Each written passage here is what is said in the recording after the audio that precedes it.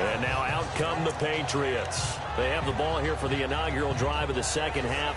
Pretty big deficit, though. We'll see what adjustments were made in that locker room. And I never want to make something more important than it actually is, right? I don't want to create more hype than what is there. This is I'm doing it, though. This is a really important drive. And we often talk about teams scripting plays to start a game. A lot of them script to start the second half, too. And they're scripting something that they expect to get them into the end zone and back into this game. We'll see if that script is a good one for them. Sometimes with the running game, you've just got to stick with it. Look, this is the third quarter, no time to panic.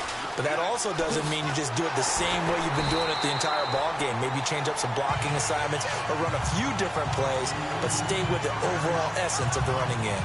This will be a 2-yard loss on the play, and that's going to lead to a third down. But these guys are going to chop into that deficit. They're going to have to do a much better job in the run game. Caught behind the line of scrimmage, no yardage to be found.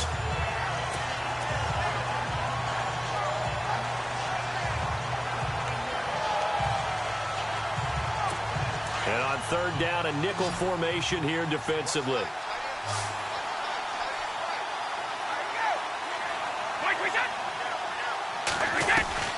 Throwing is Brady on third down. And he will find his man. That's Hogan, complete. And he'll be taken down, but not before he gets into enemy territory. A pickup of 24 on the third down conversion. I'm guessing, partner, that if we're in the huddle with the Patriots right now, there's not a single guy that thinks they have any chance of coming back in this one, especially not with Tom Brady. Yeah, who's Tom Brady? What's he done in the past as far as comebacks are concerned? Yeah, down right now, but that can evaporate quickly with him in the huddle.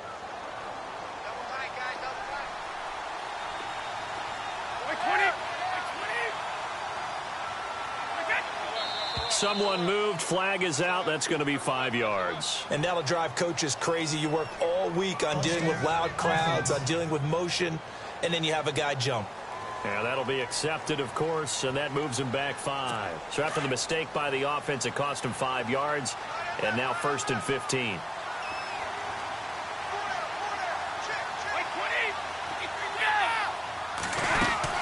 They'll run it now out of the gun.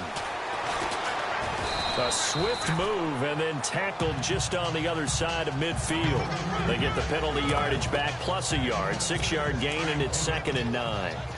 That play wasn't quite as big as the play that preceded it, but still, got to like the way they're moving the football, partner. Absolutely. Pretty good room to run on that last play. Yeah, they didn't get a first down, but still, you'll take runs like that each and every time, won't you? Over the middle, it's Amendola. And they're able to get this one down to the 25. 23 yards on the play. I know many people like to throw to the tight end, maybe in a little flexed out position because he creates mismatches with his size. But slot receivers do the same thing with their quickness, their speed, and their route running savvy.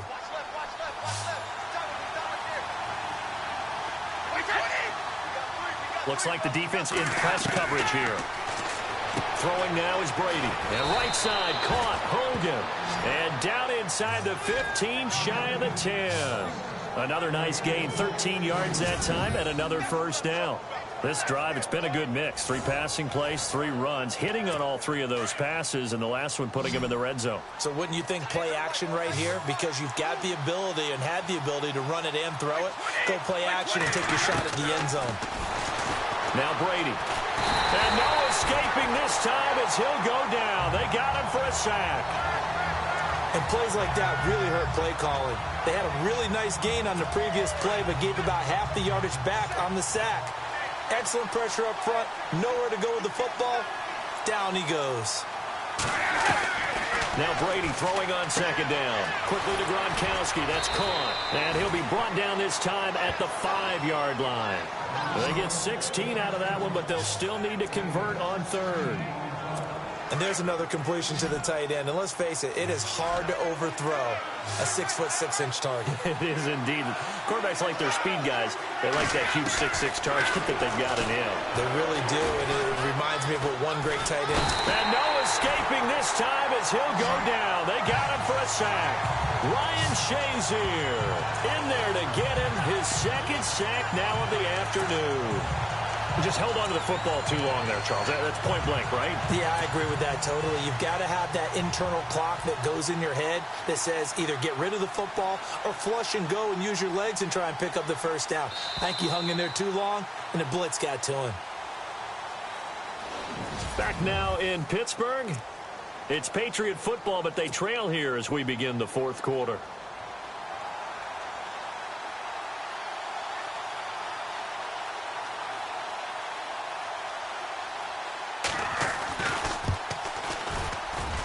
And Gostkowski's kick is good. And the drive will wind up yielding 3. All right, so you needed 2 scores to get back in the game. The field goal then maybe not exactly what they wanted, but it's a necessary first step. Still plenty of time remaining, but you could really use a stop defensively after the kickoff, preferably a 3-and-out.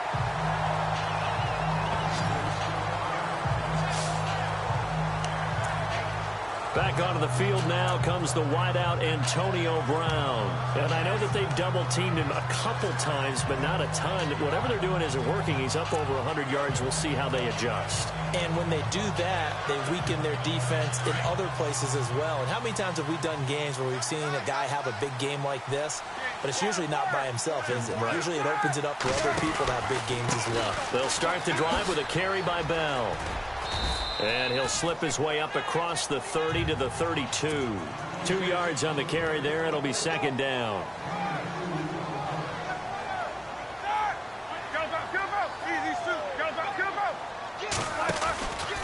They'll go again with Bell. Oh, and now he bowls him over.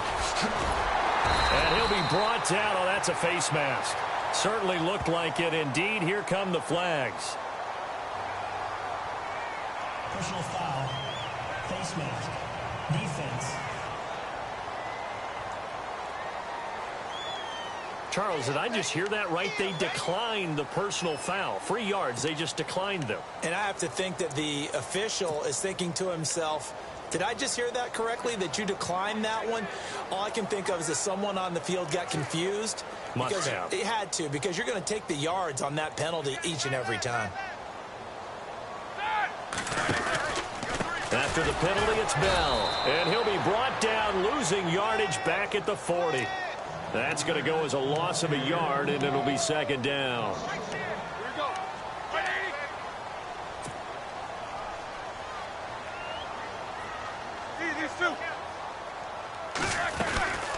They'll run it now out of the gun.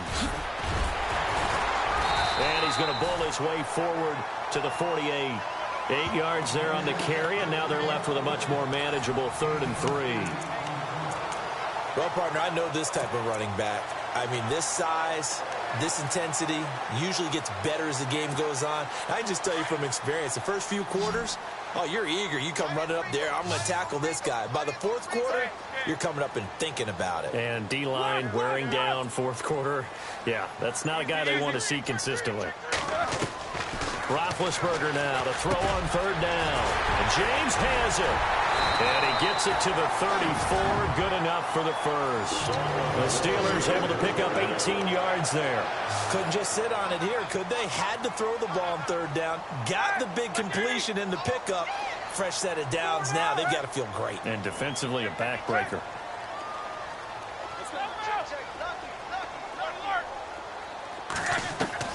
Now Roethlisberger on 1st down. Over the middle here to Brown. 12 more yards there and another 1st down. Another nice pickup through the air, and I think a lot of people might expect them to run the ball in this situation, Brandon, but with this lead, they're electing to throw the football. Swings, slants, quick outs, things that they consider safe. Here's Roethlisberger to throw. And look at this. They get the turnover they needed. It's intercepted. Picked off by Patrick Chung, and he brings it back to right around the 26-yard line.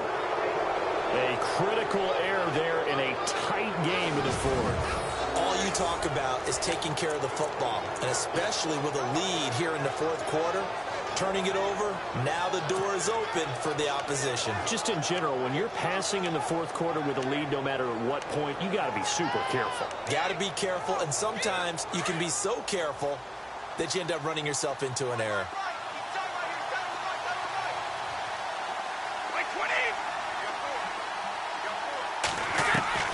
So after the INT, it's Brady. And the Steeler pressure too much here. He's going to go down. Javon Hargrave breaking through to get him for a loss of 7. The amount of sacks that they've absorbed in this game is absolutely extraordinary. Let's just face it. This offensive line, flat out, cannot handle this pass rush. It's been demonstrated time and time again.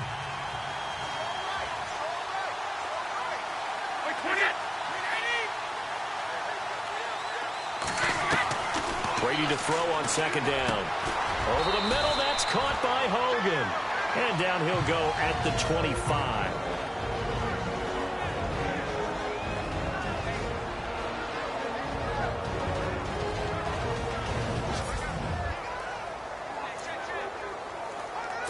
So the Patriots with the football as we get you reset. And let's see what they've come up with offensively after having time to talk it over. To throw on third down, Brady. The throw left side complete to Hogan. And they'll get it all the way out near midfield to the 45. It's a gain of 20 and picking up the first. Back to throw. Wide open receiver complete. And he takes this one down all the way near the 30. That one goes for 24 yards. They'll look to throw. Goes underneath here to White. And inside the 20 before he's brought down. Back-to-back nice gains. That one for 14 yards and another first. Back to throw. And he just throws this one away. Smart decision here this close to the end zone, and it brings up second down. This defense has watched their lead dwindle away. This is where they really need to bow up. They executed well there. And it's often hard after you've played really well early and then you kind of relax a little bit to step on the gas again. They just did it on the last play. Looks like they want to finish this one off.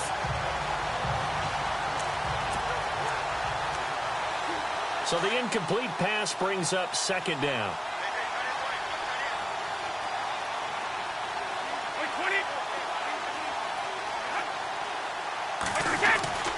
Brady gives this one to Lewis.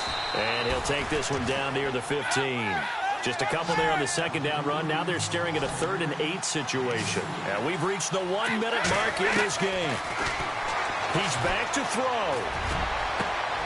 And a crusher there as it's intercepted. Picked off by Mike Mitchell. He's got the lane, and there he goes. And he's in for 6 and a Steeler touchdown. A little bit of a backbreaker right there. You're down close, one-score game, trying to push the ball down the field and score, and you throw a pick 6. And sometimes you take a little bit of a gamble when you're making your throws, right? Sometimes you press it a little bit more than maybe you wanted to because you want that score so badly. In this case, it cost them.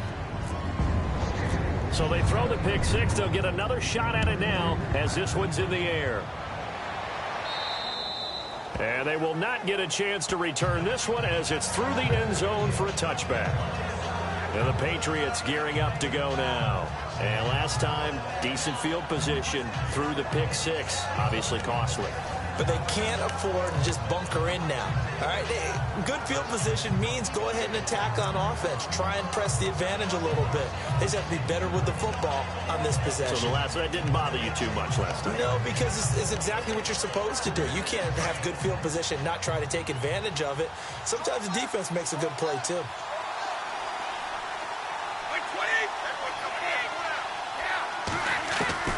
Now Brady to try again after the pick 6. And Steeler pressure too much here. He's going down. Cameron Hayward in there to drop him as the clock continues to roll.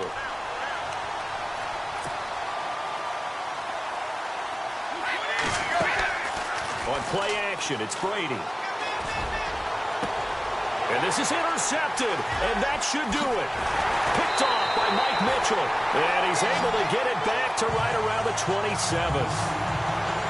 obviously disappointing, but you had to go for broke here, down 2 scores. So that forced you to make some throws you definitely wouldn't want to make. And I think this interception is going to pretty much write an end to this one.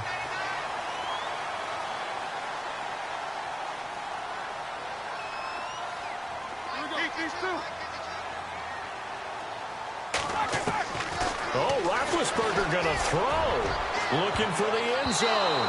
And nearly picked it off. He had a chance to come down with that in the end zone, but it'll wind up just being incomplete. I think he's taking an awful chance with the football right there. You've got to lead, you've got to protect it, and he's taking chances putting it out there in a little bit of jeopardy. Especially in a spot like this, 4th quarter, as you said, trying to cling to that advantage. Yeah, that one probably should have been picked, huh?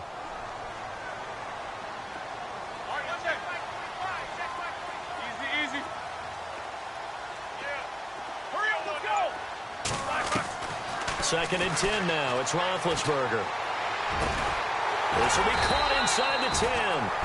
And one of the whistles for a timeout. So they'll stop the clock here in a game that's been decided in the closing seconds.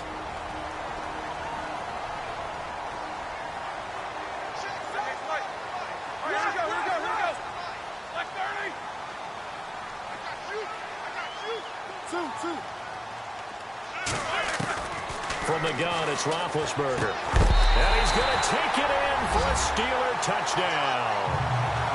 Antonio Brown, a 9-yard touchdown grab.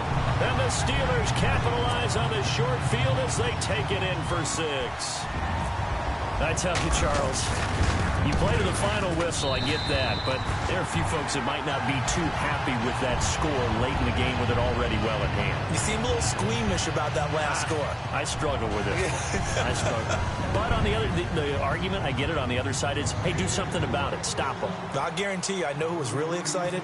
Fantasy owners who had them. Hey, listen, get the points for me. They're not worried about hurt feelings or anything like that. That's just new age stuff. Now, Dion Lewis to return. Well, in this one, partner, we had some action all the way down to the final whistle there with the late points and then the kickoff to end it.